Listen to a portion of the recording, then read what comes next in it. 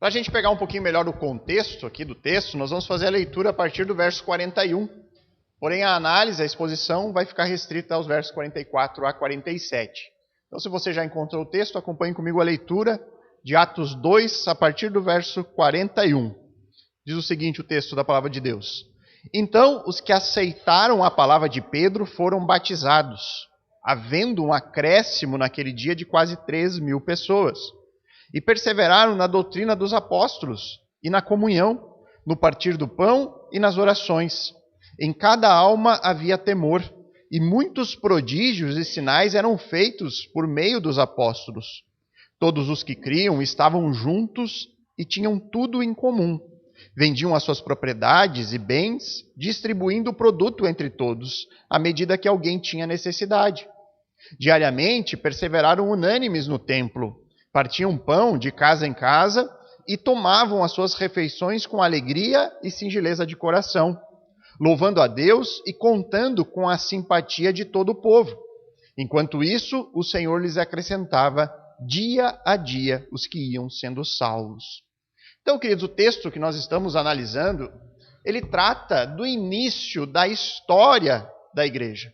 São ali os primeiros convertidos às boas novas do Evangelho. Os primeiros que creram nas boas notícias de salvação que há em Jesus. Uma mensagem que foi pregada pelo apóstolo Pedro naquela que é considerada a primeira pregação apostólica da história. No verso 41, nós vemos que algo sobrenatural já ocorre aqui.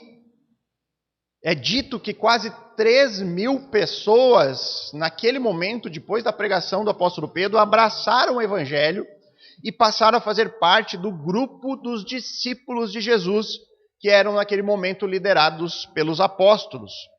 Nós temos aqui uma congregação, é um ajuntamento de pessoas que se unem a partir daquela mensagem e que se sustentam em cima de 4 grandes pilares que estão no verso 42. Nós vemos que eles estavam alicerçados em cima da doutrina apostólica, do ensino dos apóstolos, do pilar da comunhão, do pilar do partir do pão e o pilar das orações. Na última pregação, aqui nesse livro, o livro de Atos, nós vimos que essa mensagem apostólica, esse ensino dos apóstolos, que era algo novo naquele momento, ela precisou de autenticação. Essa era uma mensagem, conforme o apóstolo Paulo trabalha nas suas cartas, escandalosa para os judeus.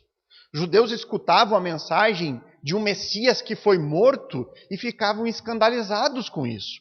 Então essa nova mensagem, ela precisou de uma autenticação. De que forma a mensagem foi autenticada? Por meio de muitos prodígios e sinais. Era desta forma que Deus autenticava aqueles homens como pessoas que estavam transmitindo uma mensagem que não vinha deles mesmos, mas vinha direto da parte de Deus. E aí nós vimos, com base no que a Bíblia nos ensina sobre este assunto, o assunto dos milagres, o assunto dos sinais, que esses eventos sobrenaturais são evidências inquestionáveis da interferência de Deus na vida humana.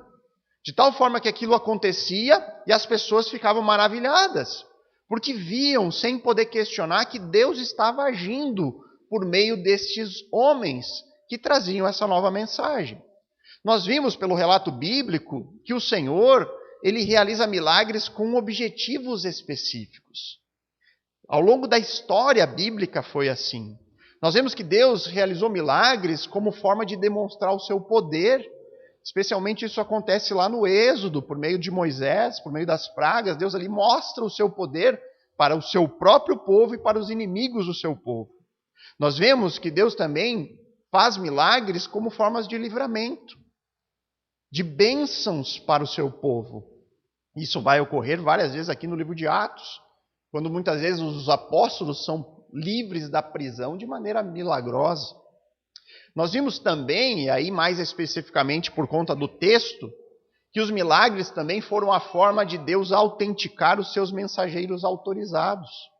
Ao longo da história bíblica, muitos poucos homens efetuaram milagres em abundância. Esses homens na Bíblia foram Moisés, os profetas Elias e Eliseu, nós temos o próprio Cristo e os apóstolos. O que há de semelhante nesses personagens? Todos eles eram portadores de uma nova mensagem. Uma mensagem que vinha de Deus e que precisava ser autenticada de uma maneira que ficasse claro aos ouvintes de que Deus estava agindo por meio daqueles homens. E aí então, nós já temos a mensagem de Deus revelada.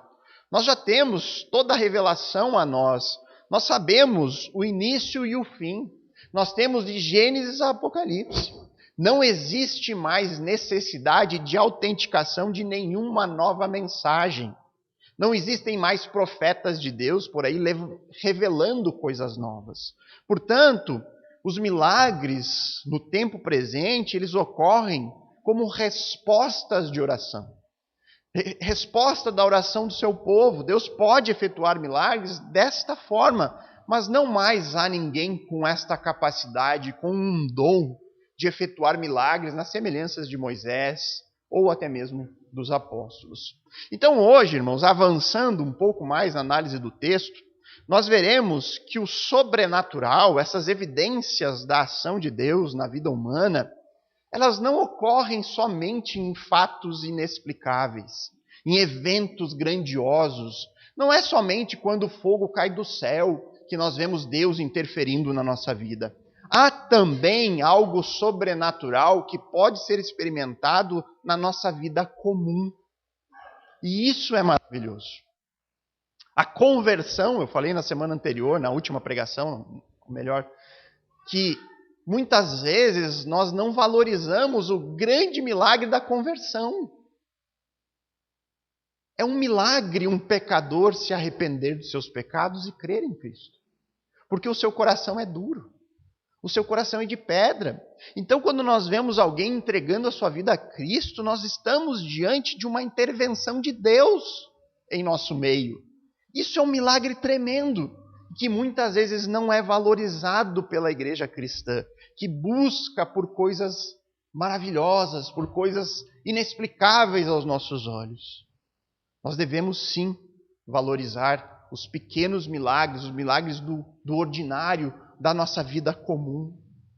Nós somos tentados a valorizar a visão maravilhosa que o apóstolo João teve em Patmos e que escreveu o Apocalipse. Nossa, olha só a visão que João teve naquele momento. E aí nós olhamos para Lucas e Atos, que é a grande parte do Novo Testamento, a maior parte, o escritor que mais escreveu em quantidade no Novo Testamento, e ele foi um historiador. Ele foi alguém que foi coletando histórias e escrevendo, e aí nós achamos, não, mas isso não é tão maravilhoso quanto João teve aquela visão. Mas Deus estava atuando lá em João, quanto estava atuando em Lucas, estava por trás dos dois. Era Deus interferindo, Deus controlando a história e a sua revelação.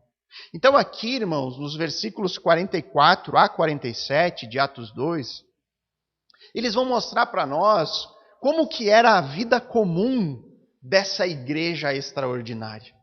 Como que era a vida normal deles. Uma igreja que via sinais e milagres em abundância que eram produzidos pelos apóstolos. Mas como era o dia a dia dessa igreja? E aí nós vemos que essa igreja que presenciava grandes coisas, na vida comum deles, demonstra coisas que não são comuns também. E aí nós vamos poder aprender com isso que é possível sim ver e experimentar o sobrenatural divino ocorrendo por meio de coisas comuns. E nós temos que aprender a valorizar o comum, sob pena de desprezarmos muitas vezes o mover de Deus na nossa vida. Desprezarmos muitas vezes o mover de Deus na vida desta igreja, da vida da igreja cristã. Então, por meio do texto de hoje, nós veremos como que o pilar da comunhão era praticado nessa igreja de Atos. E aí nós veremos que esse pilar era praticado de uma maneira realmente sobrenatural. E uma igreja que estava dando seus primeiros passos. E aí então nós veremos quais são os resultados práticos disso. Então esta comunhão desta igreja primitiva, de uma igreja que está nascendo, ela se manifestava, em primeiro lugar, de maneira relacional. Repare o que diz o verso 44. Ele diz ali: que todos os que criam estavam juntos e tinham tudo em comum. E aqui é a primeira vez no livro de Atos que os membros dessa congregação, que inicia com aquela conversão de milhares de pessoas, lá no versículo 41, é a primeira vez que eles são chamados de crentes. O versículo diz que todos os que criam, todos os que acreditavam, todos os crentes. Crentes em quê? Quem são, de fato, os crentes? É um termo bem comum nos nossos dias, né? Falar do evangélico como um crente. Mas o que significa? Em que nós cremos como evangélicos? Nós cremos no testemunho dos apóstolos. Nós cremos na doutrina apostólica. Nós cremos no ensino desses homens e no testemunho que eles deram para a humanidade. Que testemunho era esse? O que eles falavam? O testemunho apostólico, você pode ver ele resumido no verso 36 de Atos 2. A última sentença da pregação de Pedro, onde ele diz: portanto, toda a casa de Israel esteja absolutamente certa de que a este Jesus que vocês crucificaram, Deus o fez Senhor e Cristo. Então o testemunho apostólico aponta para a realidade de que Jesus de Nazaré, o homem que foi rejeitado e morto pelos israelitas, ele é o Messias divino. O Messias que veio ao mundo, que morreu pelos pecados do seu povo, que ressuscitou e que agora está em uma posição de autoridade sobre tudo e todos. E que um dia voltará para julgar vivos e mortos e consumar o seu reino. Era em torno desta mensagem, debaixo da autoridade dos apóstolos, que essas pessoas estão agora se agrupando, congregando. Sendo que esta congregação, nesta união, em torno da fé em uma mensagem, eles se unem ali em confiança naquilo que os apóstolos estavam dizendo. O texto diz que todos estavam juntos e tinham tudo em comum. E aqui nós podemos encontrar o primeiro aspecto ordinário de uma igreja extraordinária. Na vida comum, no dia a dia, esta igreja era uma igreja relacional. Era uma igreja firmada em íntimos relacionamentos entre todos aqueles que depositavam a sua confiança em Jesus. Essas pessoas se tornaram irmãos e irmãs. É como se fosse uma verdadeira e saudável família. Eles desfrutavam de comunhão profunda nos seus relacionamentos. A profundidade dos relacionamentos foi que forjou os termos irmão e irmã. Você é meu irmão em Cristo, você é alguém íntimo a mim. Alguém que eu desfruto de intimidade. O que havia aqui nessa igreja era um senso extraordinário de unidade, que fazia com que eles tivessem tudo em comum. Ou seja, a comunhão deles tocava todas as áreas da vida dessas pessoas. Nada ficava de fora. E eu já falei sobre isso em outras oportunidades, aqui mesmo na pregação de Atos. Eu tenho conhecido pessoas que são membros de igrejas há anos, que frequentam algumas congregações por muito tempo, mas que ainda estão lá de uma forma que parece apenas visitantes, que têm apenas um contato distante, que pouco conhecem as pessoas da sua própria igreja. Todo relacionamento acaba se resumindo a uma saudação inicial e final de a paz do Senhor. Mas não há vida comum, não há vínculo íntimo, não há compartilhar das suas vidas. Isso é algo diferente daquilo que nós estamos vendo no texto bíblico, nessa igreja apostólica. E é por isso, irmãos, que nós precisamos constantemente nos perguntar o quanto a nossa própria congregação, a igreja que eu faço parte, age de acordo com esse padrão bíblico. o padrão da igreja apostólica. Esse texto, ele mostra para nós de forma clara e prática como que era a vida comum de uma igreja que era cheia do Espírito Santo. Uma igreja que estava debaixo da autoridade de pessoas que estavam sendo autenticadas por Deus, comissionadas por Ele. Esse tipo de unidade, de comunhão relacional, onde todos desfrutam da vida uns dos outros, essa união de pessoas completamente diferentes uma das outras, essa união de pessoas com histórias diferentes, com realidades sociais diferentes. Às vezes nós temos pessoas completamente opostas na maneira de ser, mas que estão ali unidas em íntima e plena comunhão. Isso, irmãos, é algo extraordinário. Isso não é algo comum. Isso não é algo que você vai encontrar por aí.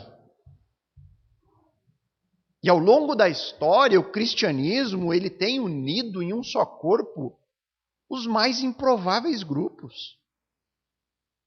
Jesus mesmo, quando chamou os seus apóstolos, ele chamou um zelote, para quem não sabe, um revolucionário judaico que queria a revolução à força, Simão, o zelote, e chamou um publicano, um cobrador de impostos, Mateus, que era a categoria mais desprezada, talvez, pelo zelote. Em uma situação normal, talvez o zelote ia dar uma facada no publicano, se pudesse. E Deus uniu aqueles homens e botou debaixo da sua autoridade e fez deles um só corpo. Depois, a própria igreja, ela se torna, por definição, a união de judeus com gentios. Os grupos mais improváveis se tornaram um só. Irmãos, isso não é algo ordinário. Essa união, que pode ser comum, porque nós não vemos nenhum fogo descendo do céu, é algo extraordinário. É algo que só Deus pode fazer. E se é extraordinário, então isso é um sinal que Deus está agindo e interferindo na vida do seu povo.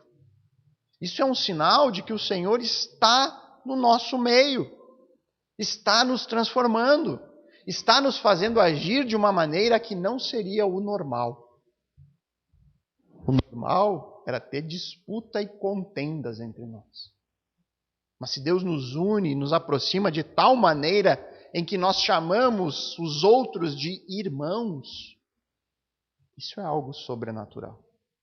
Então essa comunhão extraordinária que é vista aqui na igreja primitiva, ela era manifesta em primeiro lugar de maneira relacional. Todos os que criam estavam juntos e compartilhavam das suas próprias vidas uns com os outros. Em segundo lugar, essa comunhão extraordinária, que é observada aqui na igreja primitiva, era manifesta na vida de maneira patrimonial. Versos 44 e 45, diz ali: todos os que criam estavam juntos e tinham tudo em comum.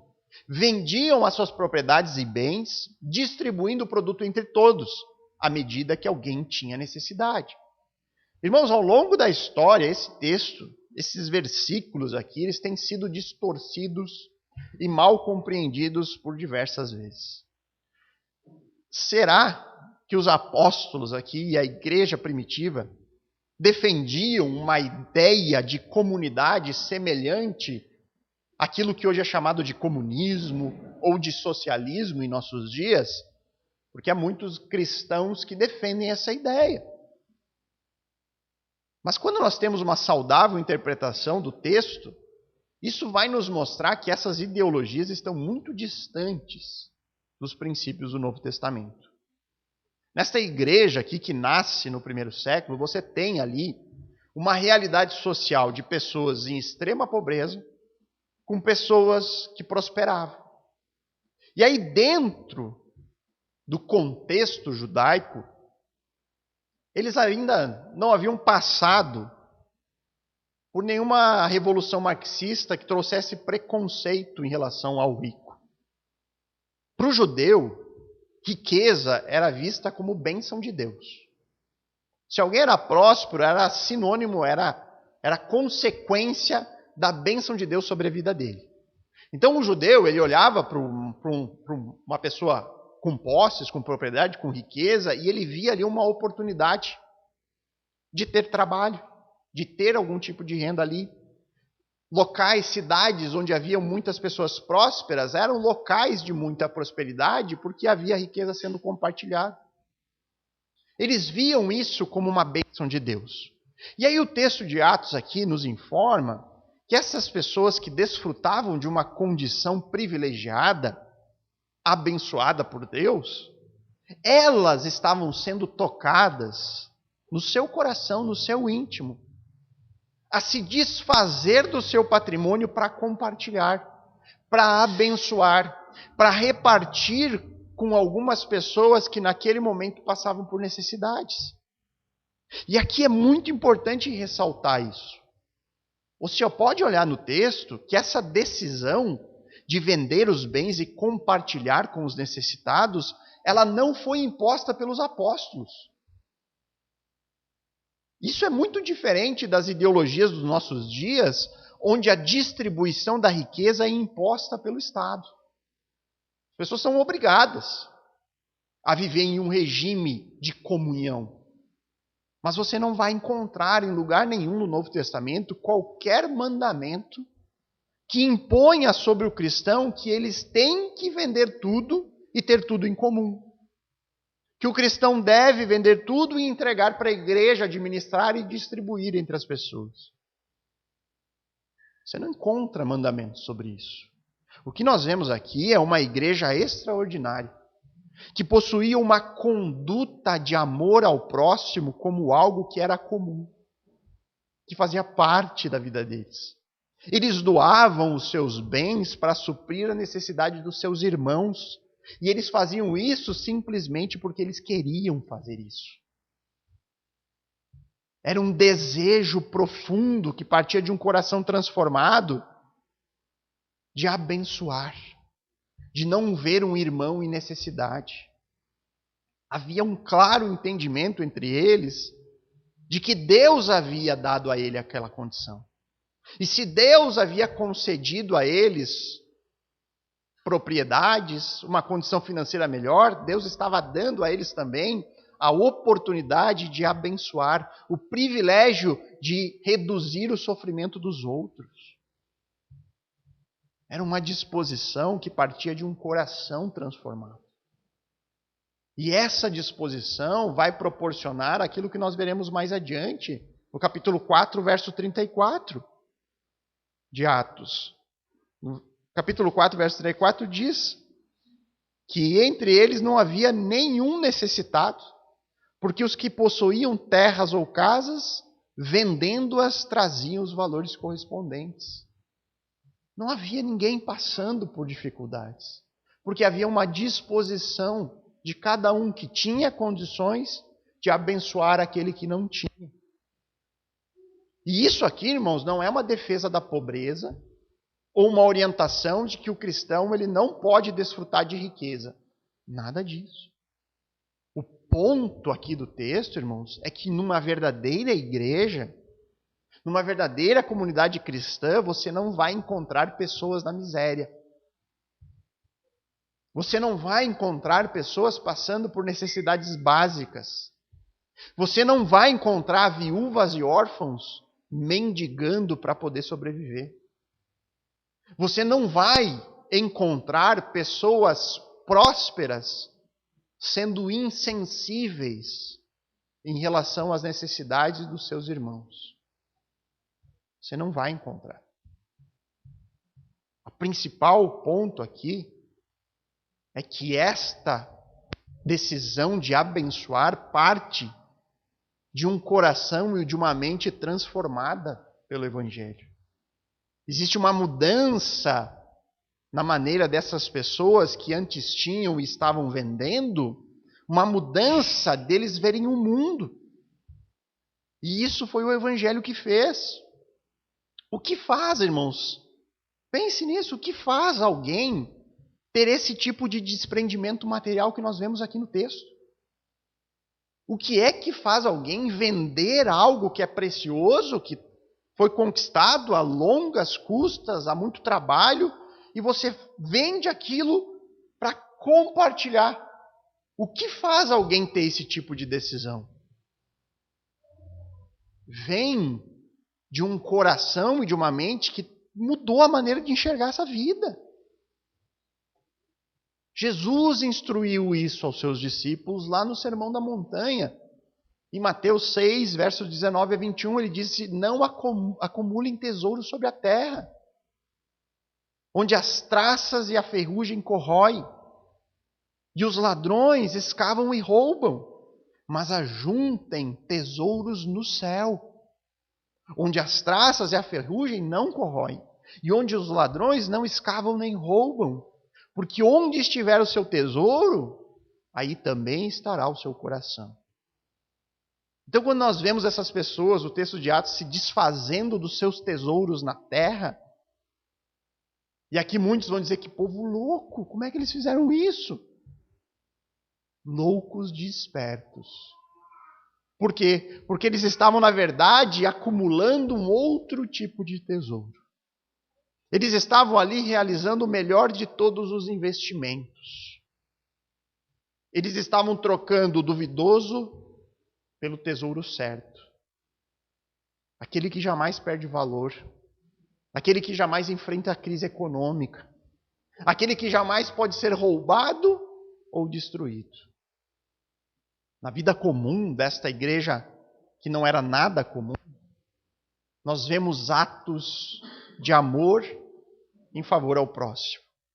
Havia ali uma comunhão patrimonial. Aquele que possuía mais do que precisava, de maneira voluntária e de maneira alegre, ele disponibilizava os seus bens para que não houvesse ninguém ali necessitado, para que não houvesse nenhum irmão passando por dificuldade.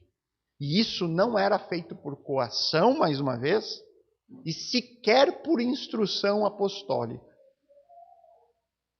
Nós não vemos apóstolos determinando isso. Isso partia de um coração transformado, que foi verdadeiramente alcançado pelo poder do Espírito, que estava operando na vida ordinária dessas pessoas. Então nós vimos até aqui que o pilar da comunhão, que essa igreja estava alicerçada, que sustentava essa comunidade, essa igreja que nasceu, que estava dando seus primeiros passos, ela se manifestava de maneira sobrenatural. Em primeiro lugar, de uma maneira relacional. Em segundo lugar, de uma maneira patrimonial. Em terceiro lugar, de maneira cerimonial. Vamos fazer a leitura do verso 46 até o 47, a primeira parte ali do versículo.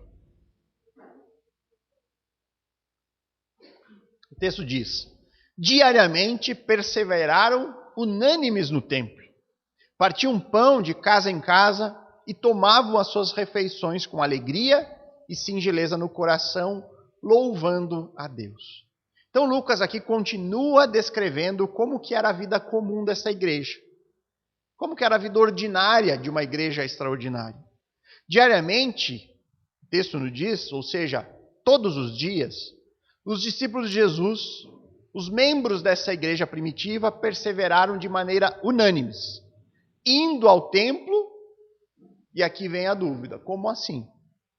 Todos os dias eles permaneceram indo até o templo em Jerusalém, como verdadeiros judeus.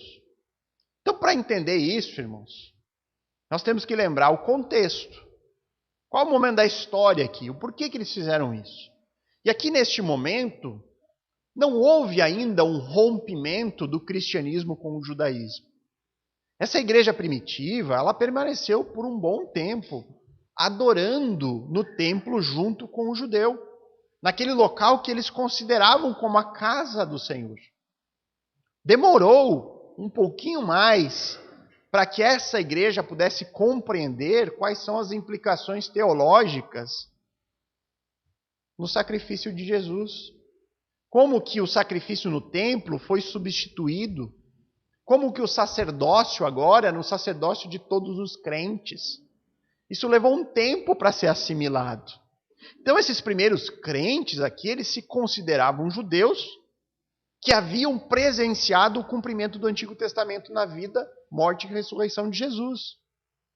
Eles continuaram por um tempo indo ao templo, prestando culto a Deus no templo, participando das orações que eram feitas no templo, compartilhando lá no próprio templo do Evangelho, falando de Jesus para os demais judeus. Isso permaneceu por um período. Nós vamos acompanhando aqui em Atos, na sequência, o desenrolar dessa história e o momento que há uma ruptura. Mas neste momento eles eram judeus que criam ter presenciado uma parte importante da história, com a morte de Jesus, com a vinda do Filho, com a ressurreição, e estavam lá compartilhando com os israelitas, com seus irmãos judeus. Mas o texto também diz que o culto dessa igreja primitiva não se resumia ao culto judaico, ao culto tradicional de um judeu. O texto acrescenta que eles se reuniam nas casas, que eles partiam o pão, possivelmente aqui uma referência à ceia do Senhor, a festa do ágape, a festa do amor, que eles faziam a ceia e depois tinha uma refeição comunitária. E nisso eles louvavam a Deus. Fazendo isso, eles louvavam tudo aquilo que estavam experimentando neste novo momento. Mas neste ponto aqui específico, quando o texto fala que eles se reuniam de lar em lar, diariamente estavam lá partindo pão de casa em casa, muitos movimentos dos nossos dias se apropriam desse texto e vão dizer, nossa, nós precisamos como cristãos voltar para a igreja primitiva. Nós precisamos ser novamente essa igreja que se reunia em casas, que era uma igreja simples, que não tinha grandes prédios, não tinham nomes, não tinham placas na frente. E aí então surge alguns movimentos, como as igrejas nos lares, movimento de célula, coisas semelhantes surgem com base nesse retorno à igreja primitiva. Uma igreja primitiva que neste momento sequer havia pastores. Não haviam diáconos ainda. Era uma igreja em formação, estava debaixo da liderança dos apóstolos. Só que, irmãos, nós temos que entender o contexto. Nós temos que entender o desenvolvimento da história da igreja cristã. É claro que nós temos muito o que aprender aqui. Nós precisamos resgatar coisas deste momento. A simplicidade é um bom exemplo. Essa comunhão que nós vemos aqui no texto, temos que resgatar. Mas igreja é a assembleia dos crentes. Igreja é a congregação dos salvos. É a união de pessoas que creem numa mesma mensagem, que estão unidas no mesmo espírito, que seguem o mesmo mestre Jesus, que estão unidas na doutrina apostólica. Essa congregação, irmãos, essa igreja aqui mesmo, ela começou num lar. Começou dentro de uma casa. Começou sem placa. Por um bom tempo eu achei também que a igreja não precisava de ter placa na frente, ter nome, nem nada do tipo. Mas se hoje nós estamos num espaço maior, é porque a casa se tornou pequena. Vamos permanecer, vamos se dividir então, já que não cabe mais tudo, cada um vai. Nós perderíamos algo mais precioso que essa comunhão com todos juntos. Se nós temos um nome hoje, é porque nós precisamos nos regularizar de acordo com as leis do nosso país. Nós precisamos ter um CNPJ para ficar de maneira legal, para estar dentro das leis. Se nós hoje estamos pensando, orando, planejando construir um lugar próprio, é porque nós estamos vislumbrando um momento em que esse espaço também vai ficar pequeno. Tomara a Deus. Tomara a Deus que fique. E que já não atenderá mais às nossas necessidades. Mas se tudo der errado nos nossos planos, e se nós tivermos que nos reunir em um local aberto, público, numa praça, tudo bem, a igreja vai estar lá. Porque o que importa é a congregação, é a nossa união para adorar o Deus que nos salvou do nosso pecado. O que importa é nossa unidade doutrinária, o nosso desejo de continuar conhecendo e crescendo na palavra do Senhor. É o nosso desejo de servir uns aos outros com os dons que Deus nos deu. O que nos une aqui, irmãos, é o nosso desejo de proclamar a mensagem de salvação aos perdidos. O que nos une é a nossa missão. Pouco importa onde nós faremos isso. Se numa casa, se num prédio, se numa sala alugada, se num local próprio, se numa caverna, se numa praça, pouco importa. O que importa é a comunhão sobrenatural que nós desfrutamos ao compartilhar de um mesmo Espírito. Essa igreja primitiva, aqui a igreja de Atos 2, ela estava unida no culto a Deus. Naquele momento da história, eles faziam isso perseverando no templo e nas casas, louvando a Deus por tudo que Ele havia feito no meio deles, louvando a Deus por tão grande salvação. Era uma igreja que desfrutava de comunhão cerimonial. Eles adoravam juntos as maravilhas de Deus. É isso que nós fazemos aqui. O culto é o ápice da nossa adoração como cristão. É a comunhão, é o momento que juntos, depois de uma semana de luta, nós nos juntamos aqui para louvar tão grande salvação. Nós nos juntamos para adorar o Deus da providência, o Deus que faz tudo, o Deus que enviou o seu Filho. É isso que significa. A igreja não é o local, somos nós juntos. Se nós estivermos aqui em qualquer outro lugar, na semana do retiro, a nossa igreja não vai estar aqui. Vou ter que botar, a igreja mudou de endereço. Hoje ela está reunida no meio do mato, acampando. Porque somos nós e nós precisamos dessa unidade cerimonial. O quarto e último ponto desta vida ordinária de uma igreja extraordinária é que eles desfrutavam de comunhão sentimental. Verso 46 diz: diariamente perseveraram unânimes no templo, partiam pão de casa em casa e tomavam as suas refeições com alegria e singeleza de coração. Então, na vida ordinária dessa igreja extraordinária, havia união nas questões cerimoniais. Havia união no culto a Deus por meio de Cristo. Mas essa união, ela extrapolava esse contato litúrgico. Havia uma união que ia além do culto público. Eles estavam juntos nos lares. E nesses lares eles compartilhavam de refeições. E aí então, conforme diz o texto, eles faziam isso com intensa alegria e singeleza de coração. Lucas aqui enfatiza no livro de Atos essa união. Existe nessa igreja harmonia, existe alegria, existe sinceridade dos crentes nessa comunhão. Isso é algo comum de se ver, irmãos? Claro que não. São elementos que fazem parte do fruto do Espírito, que age na vida dos cristãos. Aqui em Atos, Lucas, ele fala várias vezes ele repete isso, da alegria e o contentamento associado à conversão, associado à influência do Espírito Santo na nossa vida. Por exemplo, em Atos 13, no verso 52, ele diz que os discípulos, porém, estavam cheios da alegria e do Espírito Santo.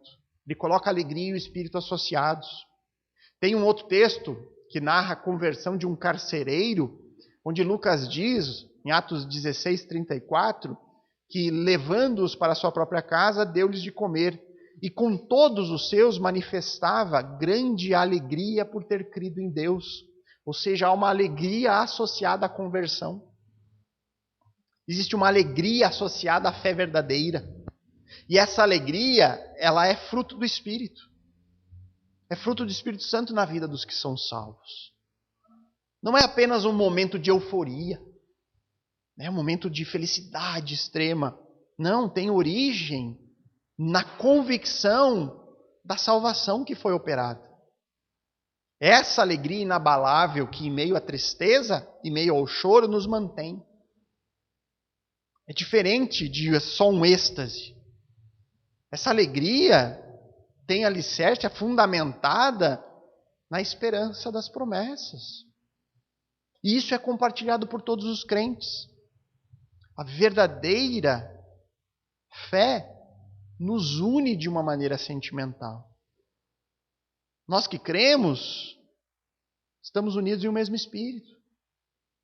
Estamos unidos em uma mesma luta contra o pecado. Nós compartilhamos de dificuldades que são semelhantes. Todos nós. Se você é um cristão, você enfrenta essas lutas na sua vida. Mas também, irmãos, de maneira positiva, nós estamos unidos em uma esperança futura. Juntos, mesmo em dificuldade, mesmo em dor e sofrimento, porque o sofrimento, irmãos, foi marca dessa igreja primitiva.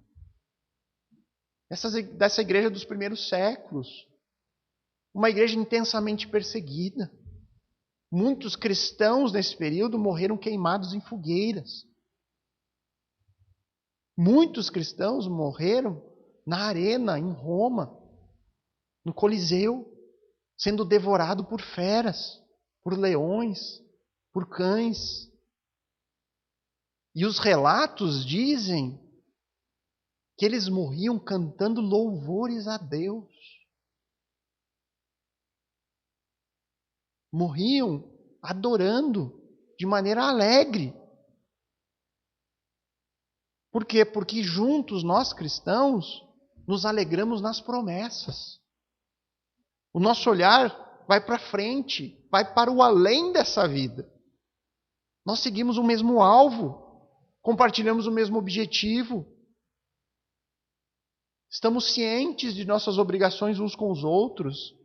E aí então, irmãos, nós buscamos desenvolver aquela que é a maior marca de uma verdadeira comunidade cristã. Qual é a maior marca de uma comunidade cristã? O amor. O amor, irmãos. Lá em João, capítulo 13, verso 34 e 35, Jesus diz aos seus discípulos: Eu lhes dou um novo mandamento, que vocês amem uns aos outros. Assim como eu os amei, que vocês amem uns aos outros. E aí ele diz: neste fato, todos conhecerão que vocês são os meus discípulos. Então ele vai dizer, olha, o que eu vou dizer agora é a marca que vai distinguir vocês do mundo. Muitos vão se dizer meus discípulos. Procure por essa marca, porque esses serão os verdadeiros. Esses são de fato os meus discípulos. E aí a gente vai esperar. Poxa, o que será que vem agora? Grandes milagres? Sinais surpreendentes? Não. Jesus diz, se tiverem amor uns com os outros.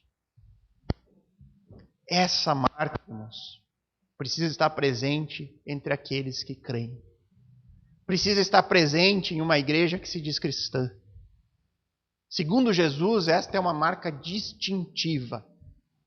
As pessoas de fora precisam entrar numa igreja cristã e sentir essa união sobrenatural que é caracterizada pela alegria e pelo amor fraternal.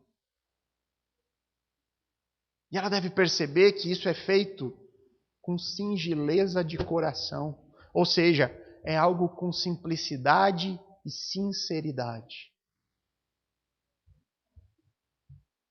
Imagine alguém que está vindo pela igreja, está vindo visitar uma igreja cristã pela primeira vez. Essa pessoa, teoricamente, irmãos, deve experimentar de uma experiência que é singular. Porque, afinal de contas, o Espírito Santo de Deus habita nos crentes. A pessoa vai estar ali presente e vai testemunhar o próprio Deus entre eles.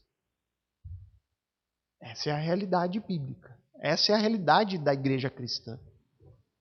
E de que forma essa pessoa vai perceber a presença de Deus? Com pessoas operando sinais e prodígios, na semelhança dos apóstolos? Nós vimos na última exposição de que o dom de milagre cumpriu com o seu propósito na história. E que na vida ordinária de uma igreja extraordinária, a ação do Espírito de Deus deve ser observada de outra forma. É pela alegria e pelo amor que está presente na congregação dos salvos. Nisto saberão que são meus discípulos. Por isso que nós devemos estar alegres no culto.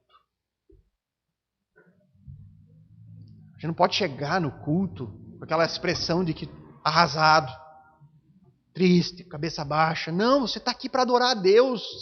Lembre-se das promessas, seja alegre. Demonstre a sua alegria, demonstre sorriso para as pessoas. Tem coisa pior do que chegar no irmão, o irmão parece estar morrendo. Não, você está aqui para cultuar o Deus que lhe salvou, o Deus que te dá tudo, o Deus que te promete uma vida eterna com Ele. Alegria, irmãos. Isso deve ser normal na vida da igreja. E também, irmãos, as pessoas devem experimentar, quando chegam numa igreja verdadeiramente cristã, um acolhimento amoroso. Isso é algo que você não vai encontrar com facilidade. Em uma sociedade cada vez mais individualista, cada vez mais interesseira, né? Eu vou te dar algo, mas eu quero algo de volta. Ou eu vou te tratar bem, mas eu quero o dízimozinho no final do mês. Sempre barganhando. Eu te dou, você me retribui. Na igreja cristã, o amor ele é sacrificial. Ele é sem esperar nada de volta. Eu vou tratar bem o meu irmão, eu vou dar um acolhimento amoroso pelo Senhor. Porque eu fui alcançado e Ele espera isso de mim. Não importa se o irmão não vai me tratar bem ou se não vai retribuir o bom cumprimento amoroso que eu dei a ele. Isso impacta as pessoas. E, consequentemente, isso abre portas para a nossa pregação. A pessoa, quando ela é bem recebida, quando ela é recebida de maneira amorosa, ela estará mais atenta àquilo que será dito. Então, na vida ordinária, irmãos, na nossa vida comum, algo que nós podemos observar desta igreja extraordinária de Atos 2, eles tinham como pilar fundamental a comunhão. Uma comunhão que se manifestava de maneira relacional, de maneira patrimonial, de maneira cerimonial e de maneira sentimental. Isso é algo extraordinário. Isso é algo realmente sobrenatural. Mas isso era praticado na vida comum, na vida ordinária dessa igreja de Cristo. E qual é o resultado desta comunhão, desta prática? O que nós vemos no texto? O texto de Atos 2,47 aponta dois resultados disso. Essa igreja extraordinária, ela conquistava a simpatia de todos e pessoas eram diariamente salvas pela mensagem desta igreja. O verso 47 diz, contando com a simpatia de todo o povo, enquanto isso o Senhor lhes acrescentava dia a dia os que iam sendo salvos. Então, o testemunho desses cristãos, por meio da sua prática diária comum, impactava as pessoas. De tal forma que os membros dessa igreja passaram a ser elogiados pelo povo. E prestem muito bem atenção nisso, irmãos. Em circunstâncias normais, a conduta verdadeiramente cristã sempre será digna de elogios. Em um contexto normal, onde o cristão não esteja sendo perseguido, a conduta cristã é digna sempre de elogios. Só que, infelizmente, isso não é o que ocorre na vida de muitos que se dizem cristãos, que são criticados pelo seu testemunho. Por quê? Porque a sua vida não condiz com a mensagem que ele carrega. Aí a pessoa fala em santidade, mas a vida não demonstra santidade. Fala em amor, mas não é amoroso. Fala de ser uma pessoa de oração, mas nunca é visto orando. Testemunho cristão, ele sempre será digno de elogio. E isso abre portas para a pregação. Se somos cristãos, nós carregamos o nome de Cristo. E a maneira como nós agimos terá reflexo nas nossas palavras. A maneira como nós agimos ou autentica o que eu digo, ou retira a credibilidade do que eu falo. Ou nossas atitudes confirmam aquilo que pregamos, ou elas trazem vergonha ao próprio Evangelho. Nós temos que ter muito cuidado com isso. No caso aqui desta igreja, acontecia o primeiro caso. O testemunho prático desta comunhão sobrenatural que eles desfrutavam abriu portas à pregação. As pessoas passaram a querer saber mais. Elas olhavam a conduta deles e queriam saber o que há por trás desse movimento. O que há por trás dessa congregação tão incomum? E aí então o Senhor agia. Ele agia com poder. É Ele que vai acrescentando dia a dia mais e mais pessoas para fazer parte de uma vida ordinária, de uma igreja extraordinária. E este deve ser o nosso alvo como cristãos. O nosso alvo como igreja. Desfrutar em nossa vida comum, uma comunhão que não é comum. Nós temos que buscar, nós temos que trabalhar em favor disso. De manter uma comunhão nos relacionamentos. Uma comunhão patrimonial, onde um ajuda aquele que está em necessidade. Cerimonial, cultuando a Deus sempre juntos. E sentimental, alegres, porque contamos e cremos nas mesmas promessas. Uma comunhão que, quando é vista pelos de fora, desperta o interesse. Abre portas para que a gente possa anunciar a mensagem do Evangelho. E aí, então, confiar que o Senhor agirá. O Senhor atrairá por meio disso os seus. E acrescentará no nosso meio, dia a dia, aqueles que vão sendo salvos. Irmãos, não creem que isso é algo elevado demais. Nós temos muitas vezes o erro de achar, não, mas é que é os apóstolos. Ah, mas era Pedro, era Paulo, era Elias, era Moisés. Não, homens diferentes de nós. Essa igreja aqui de Atos 2, não. Como que nós não vamos se comparar com... Eles possuíram o mesmo Espírito que capacitava eles para essas coisas. Todos eram pecadores como nós somos pecadores. Isso não deve ser visto como algo elevado demais. Isso deve ser visto como algo fundamental. Fundamental. Algo inegociável. Porque se Deus está conosco, se nós cremos, se nós fomos batizados pelo próprio Espírito Santo de Deus na conversão, isso não é opcional. Essa comunhão sobrenatural será apenas uma consequência de Deus agindo em nosso meio. Que Deus nos ajude, irmãos, a sermos esse tipo de igreja, esse tipo de comunidade cristã, que por meio das coisas comuns demonstra o poder extraordinário de Deus. Que por meio de coisas simples, muitas vezes desvalorizadas, nós demonstramos que Deus está agindo em nosso meio. Que Deus nos ajude nisso. E eu convoco cada um de vocês, irmãos, a trabalhar em prol disso. A trabalhar em prol desta comunhão. A serem esses crentes alegres e amorosos, que demonstram nas coisas comuns o Deus incomum que nós servimos. Vamos orar.